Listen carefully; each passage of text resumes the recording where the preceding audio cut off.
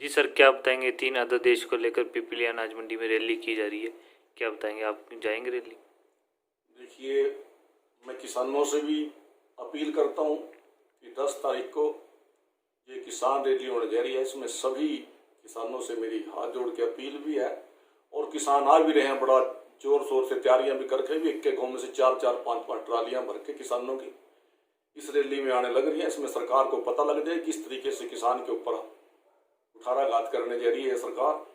पहली बार इसने ऐसा किया कि अगले तो पहले भी जो बीजेपी की सरकार आई थी, मैं आपसे बात बताना चाहता हूँ, जब वाजपेयी जी प्रधानमंत्री थे देश के, पता नहीं बीजेपी की पॉलिसी कैसी होती है कैसी नहीं, तो किसान उस समय भी बहुत बुरी तरीके से बर्बाद हो गया था। हमने देखा कि गेहूं लगातार 4 साल की इतने तक वाजपेयी जी प्रधानमंत्री रहे, 2001 की, 2002 की, 2003 की, 2004 की, जिस मंडी में से अनाज गेहूं खरीदी वो वहीं पड़ी रही, चौड़ गोदामों में सड़ता रहा। और चीनी की ये पोजीशन थी कि साहबाद जैसा शुगर मिल था, ऊपर में खुले में पॉलीथीन के नीचे चीनी थी गोदाम भरने के बाद, और बुरी तरीके से हालात ऐसे गए थे कि यहाँ अनाज की सड़ा के गिर दिया था इन्होंने। और किसान की ये पोजीशन थी कि शुगर मिल वालों ने किसी ने पेमेंट नहीं, बादशाह शुगर मिल ने गन्ने के पैसे नहीं दिए, नारायणगढ़ शुगर मिल ने गन्ने के पैसे नहीं दिए, और यमुनानगर शुगर मिल भी एक पहली बार ऐसा हुआ था कि उसने भी उस समय में पैसे नहीं दिए, क्योंकि ये लोग अनाज तो बेचते नहीं है, ना अनाज पे ख्याल करते हैं। अब यही पोजीशन फिर दोबारा आएगी, अब फिर अनाज इसी तरीके से सड़ रहा है, उसकी ये गौर नहीं करते, जबकि ये किसान ही इस देश को पाल रहा था। अनाज नहीं था देश के अंदर, किस तरीके से अभी किसानों ने इसके सारे उसको पाया। जहाँ अनाज नहीं होता था वहाँ पे सारा यहाँ पे अनाज जाता था यहाँ से, और आज सरकार इस पे कह रही है कि हम अनाज नहीं खरीदते, एमएसपी से पीछे हट रही है, 10-15 साल पीछे लेके जाएगी, लूट खसोट बढ़वाने के प्रयास कर रही है। ये बिना, जब एमएसपी नहीं था उस समय भी यही पोजीशन थी कि जब 1000 रुपये अनाज बिकता, सीजन जब आता था 500 रुपये रह जाता था। अब फिर पोजीशन यही होगी। ये बोलते हैं कि हमने अध्यादेश ऐसा लागू कर दिया, अब भी यहाँ किसान अपना अनाज कहीं भी बेचे। पहले भी बेचता था किसान, तो किसके लिए कब बंद कर था? ये देखते हैं बिहार का अनाज आज भी उड़ता फिरता है, उत्तर प्रदेश का अनाज भी हमने देखा दूसरी मंडियों में होता है। हमारा अनाज यहाँ 1900 रुपये बिका, वो वहाँ से 1000 रुपये के अंदर यहाँ बिकता फिरता है। ये पोजीशन यहाँ करने जा रहे हैं हमारी, तो किसान बिल्कुल खत्म हो जाएगा, बर्बाद हो जाएगा। इसलिए किसान इसके ऊपर एमएसपी के ऊपर पूरी लड़ाई लड़नी पड़ेगी। सरकार तो किसान के अनाज से इतना पैसा कमा रही थी, लेकिन ये हर बार गलती करते हैं। इससे अनाज के बदले तेल आता था, और तेल से ही सारी सरकार इतना पैसा कमाती है, 300% टैक्स आज तेल के ऊपर है, कितना पैसा कमाती है। लेकिन अनाज के बदला ईरान इराक जैसों से जो देश अनाज के बदला तेल लेते हैं उनसे सौदा रद्द करके अमेरिका जैसी कंट्रियों से तेल लेना शुरू कर दिया। उसी वजह से किसान आज बर्बाद हो गया, क्योंकि अनाज हमारा यहाँ सड़ने लगे, डॉलरों में पेमेंट करनी स्टार्ट कर दी, ना हमारे पास पैसे रहे, और अनाज हमारा यहाँ सड़ा दिया सरकार ने। किसान की बहुत बुरी हालात ये करने जा रहे हैं। आज ऐसी पोजीशन कर दी किसान की, किसान क्या पूरा देश डूब गया। नए नए अध्यादेश किस तरीके से मंडियां खत्म करने जा रहे हैं, इस तरीके से एक लूट खसोट को खत्म करने के लिए मंडियां बनाई गई थी। कम रेट पे अनाज न खरीदा जाए, तौल में कुछ गड़बड़ ना हो, उसका अनाज ठीक रेट पे बिकी, ये मंडियां बनाई गई थी। किसान अपना पक्के में अनाज गिरते जाकर किसी समय भी आकर के वहां पल्लेदारी सुविधा ठीक है, वहां पे सारा सिस्टम तोड़ने जा रही है। कितने लोग काम करते हैं मंडी के अंदर, नीम है वहां पे, कितने मजदूर काम करते हैं मंडी का सारा सिस्टम तोड़ के जा रही है। नए नए कानून बनाती है सरकार, रैली को रोकने का भी प्रयास कर रही है अपनी तरफ से पूरा। सरकार रोके और क्या करेगी? सरकार के पास रह क्या रोकने के सिवाय? इमरजेंसी लगा रखी है सरकार ने, इमरजेंसी घोषित कर रखी है सरकार ने, क्योंकि यहाँ इकट्ठे किसी को होने नहीं देना। कहीं कोरोना के नाम पे सड़क पे निकलने नहीं देते, चारों तरफ कोई मास्क नहीं, कोई किसी उसके अंदर एक बहुत बड़ा बना दिया कि महामारी। आज तक कोरोना के नाम के इतनी बड़ी लूट चल रही है, चारों तरफ पुलिस लूट लिया खड़ी सड़कों के ऊपर। कहाँ है कोरोना? कहाँ कोरोना की महामारी जिस टाइम ये शुरू के अंदर लेके आए थे, इतनी बड़ी खतरनाक बीमारी है, इससे तो जिस गांव में से चली जाएगी सब खत्म हो जाएंगे, शमशान में कोई फूकने वाला नहीं मिलने का, ऐसी पोजीशन हो जाएगी। इतनी बुरी तरीके से डराया, इतने दिन में तो पता लग जाना चाहिए कोरोना क्या।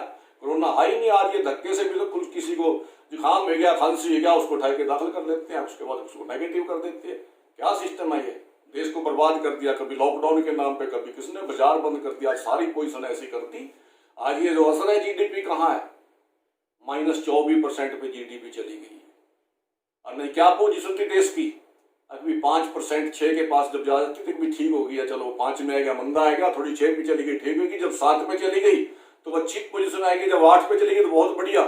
ये पीछे दूसरी सरकारें रही उसमें 10 तक भी गई है, अरे कहाँ चली गई आज। सबसे पहले जब इन्होंने नोटबंदी करी उसी टाइम टूट के 3-4 पे आएगी, उसके बाद जब इसने 28% टैक्स की जीएसटी लगाई, इतना बड़ा टैक्स की वो करे, उसके बाद ये भी खत्म होगी। आज ये कोरोना के नाम पे जब इसने छेड़ा, जीडीपी तो पहले ही गिरती थी, अब ये सारा कोरोना के नाम पे इसके ऊपर इसका फोड़ना चाह रहा है कि यहाँ कोरोना की वजह से जीडीपी गिरी है।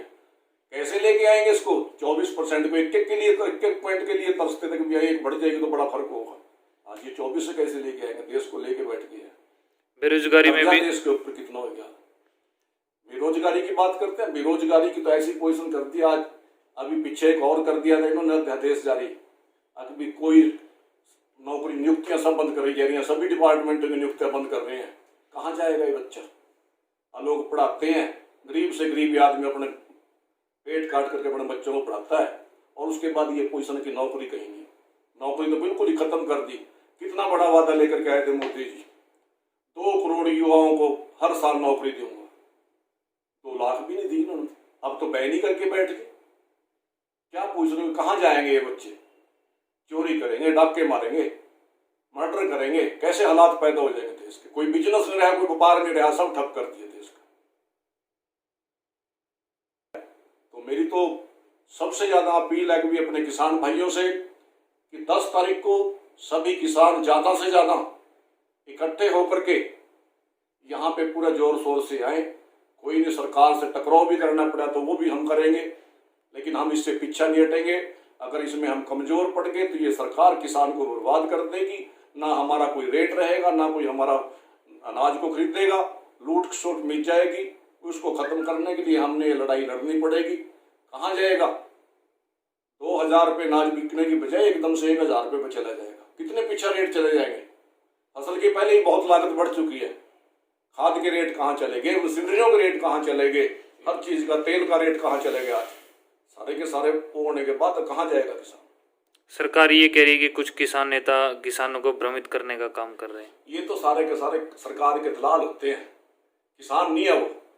पता है किसान तो कभी किस तरीके से, हम भी किसी पार्टी से जुड़े हैं, लेकिन उसके अंदर ये किसानों का मुद्दा है। हमारे को पता है कि हम किसान पहले हैं, क्या बीत रही है किसान के साथ, फसलों की किस तरीके से बर्बादी होती है। हमने अब की बार देखा कि सब्जी की क्या पोजीशन है मंडियों के अंदर, किसी ने पूछी नहीं, मंडी में सब्जी सड़की किसान की। पीछे मक्की की जो पोजीशन बनी है किसान की, मक्कियां बिल्कुल मुफ्त में लुट गई, 500, 600 रुपए क्विंटल। एमएसपी नहीं था, सरकार ने एमएसपी में नहीं खरीदी। अगर गेहूं भी आगे धान की फसल आ गई है, तैयार खड़ी है, सरकार इसमें एमएसपी से पीछे हट गई। हमारी धान यही 600-700 रुपए में बिकने में मजबूर हो जाएगी। क्या करेंगे हम, जिस किले की हम 50,000 रुपये में आज करके वो 10,000 रुपये में बेचेगा। पीछे मक्की किले में 10-10 हजार रुपये में बेचे हमने। इस तरीके से किसान बर्बाद हो जाएगा।